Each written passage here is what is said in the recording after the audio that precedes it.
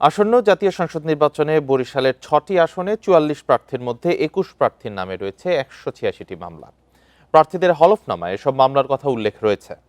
বিগত সরকারের সময় রাজনৈতিক প্রতিহিংসার কারণে এসব মামলা দায়ের করা হয়েছে বলে দাবি প্রার্থীদের।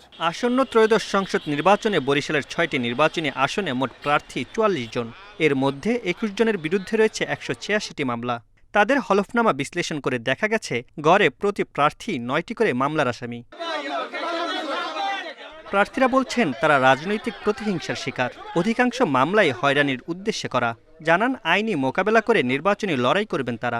আমরা বলতে পারি যে আমরা আইনগতভাবে মামলা মোকাবিলা করে তারপরে আমরা আজকে জনগণ গত ৩টি টার্মে ভোট দিতে পারে নাই, আজকে জনগণ যাতে ভোট দিতে পারে সেই জন্য এই ভোটের জন্য আমরা এসেছি।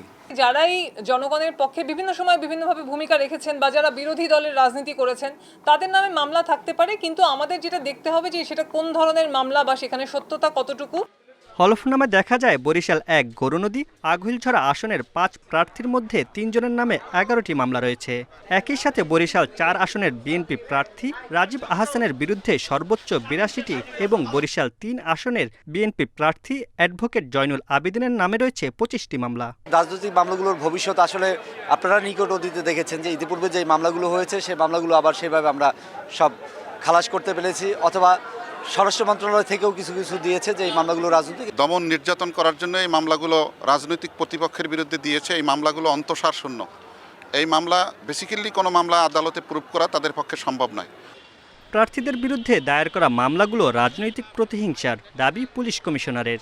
ইলেকশনের সময় তো বুঝতেই পারছেন যে একজন প্রার্থী আরেকজনের বিরুদ্ধে বলবে, এটাই স্বাভাবিক, দোষ ত্রুটি তুলে ধরবে। এখন এইটা নিয়ে দোষ ত্রুটি তুলে ধরে পাবলিকের মধ্যে কতটুকু তার এফেক্ট আসবে সেটা হলো বিষয়। বহু আকাঙ্ক্ষিত ত্রয়োদশ সংসদ নির্বাচনে সবাই নির্ভয়ে ভোট দিতে পারবেন এমন প্রত্যাশা বরিশালের ভোটারদের। Mamunur Rahman, independent news.